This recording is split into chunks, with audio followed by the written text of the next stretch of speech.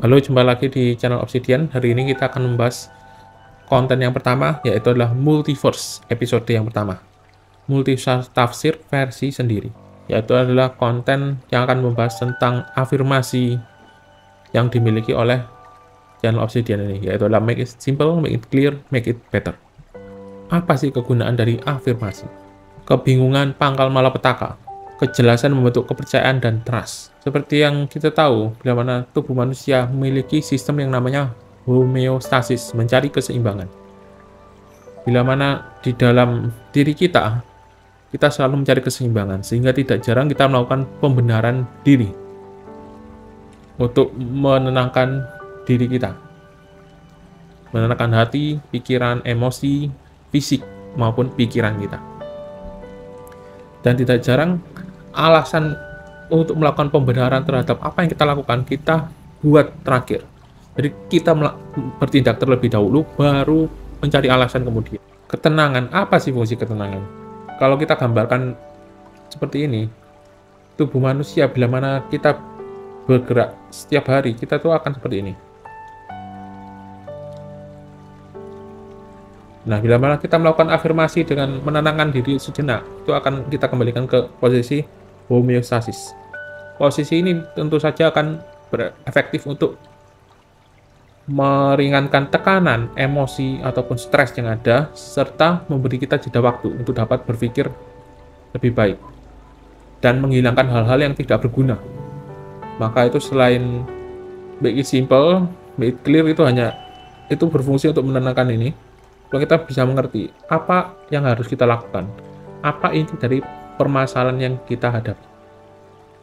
Karena bila mana kita selalu dalam kondisi seperti ini, tekanan jantung, pikiran, keinginan kita itu bergolak, tentu saja kita memiliki banyak distraktor sehingga kita tidak dapat berpikir dan bertindak dengan tenang dan dapat membuat keputusan yang kita lakukan itu sangat-sangat riskan, dipengaruhi oleh emosi dan hal-hal lainnya. Namun konsep afirmasi ini, bila mana dilakukan sebaliknya, ini biasanya digunakan secara sadar maupun tidak sadar oleh para penipu atau penjahat. Mereka menggunakan make it complex to make a confusion, membuat bingung. Hal ini dapat diterapkan di gendam, hipnotis, sugesti, dan banyak hal dalam konteks penipuan biasanya. Serta juga bisa membuat korbannya itu menjadi cemas, tidak tenang. Ditelepon anak Anda kecelakaan, terus apa? Ini ada hadiah harus dikonfirmasi saat ini, kalau tidak hangus, dan sebagainya. Membuat tidak tenang.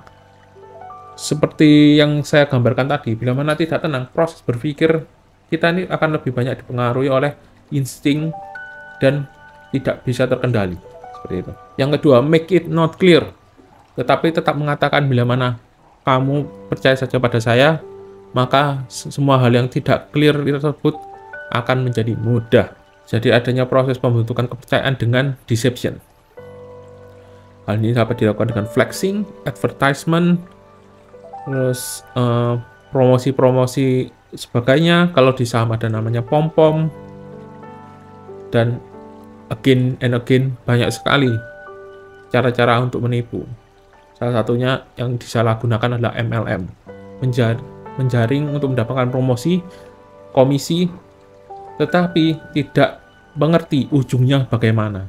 Bisa saja orang yang mempromosikan juga kena tipu seperti itu. Jadi orang buta menuntut orang buta, seperti mata rantai yang tidak terputus, saling menguatkan, melakukan kejahatan, meskipun mereka sendiri sebenarnya tidak tahu apa yang mereka lakukan. Dan yang terakhir, hasilnya dari kekompleksan yang ada, ketidakjelasan dan kepercayaan yang dibentuk secara menggunakan deception, tentu saja hasilnya adalah semakin buruk, menjadi malapetaka atau mimpi buruk bagi para korbannya. Selamatkan uangmu, karena mereka akan mencari untuk menghabiskan uang Anda, tabungan Anda, kartu kredit Anda, pay letter Anda.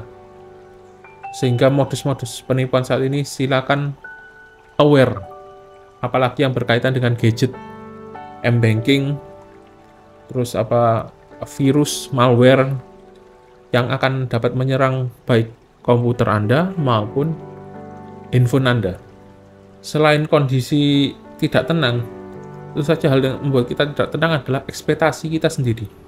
Kita dalam kehidupan sehari-hari, kita berjalan karena kita memiliki visi dan ekspektasi. Bila mana visi dan ekspektasi tersebut hanyalah khayalan dan banyak hal yang tidak mungkin tercapai, tentu saja bila mana hal tersebut tidak tercapai akan memberikan imbas balik atau serangan balik yang akan membuat kita semakin besar kekecewaan. Jadi semakin besar harapan ekspektasi yang tidak nyata atau mengayal tersebut akan membuat kita semakin besar kekecewaan di kemudian hari bila mana tidak tercapai. Jadi seperti yang sebelumnya, make it simple. Intinya apa? Dalam menenangkan diri bisa dilakukan dengan berdoa, meditasi, olah nafas. Tarik nafas, hembuskan. Nafas, hembuskan. Tarik nafas, hembuskan. Seperti nafas biasa, 3 kali saja sudah cukup. Kita akan menjadi tenang. Dan kita akan bertanya, intinya apa yang harus aku lakukan? Intinya, kalau aku melakukan ini, apa untungnya untuk saya? Apa ruginya untuk saya? Apa untungnya untuk orang lain? Apakah dapat merugikan orang lain? Make it clear, jelas. Jadi, apa hal kecil yang dapat saya lakukan? Apa hal yang konkret yang dapat saya lakukan? Sehingga buat kita secara pribadi aman, dan orang lain, kalau kita berbisnis, atau kita bersosialisasi, atau masalah ini terlibat dengan orang lain, dapat adanya kejelasan dan keamanan bersama, sehingga hasilnya akan memberikan dampak yang lebih baik, baik dalam membentuk karakter, perilaku, kebiasaan, ataupun menyelesaikan masalah-masalah kita. Sekian konten ini, bila mana bermanfaat, teman-teman silakan like, subscribe, share, dan komen. Sampai jumpa di konten channel Obsidian berikutnya.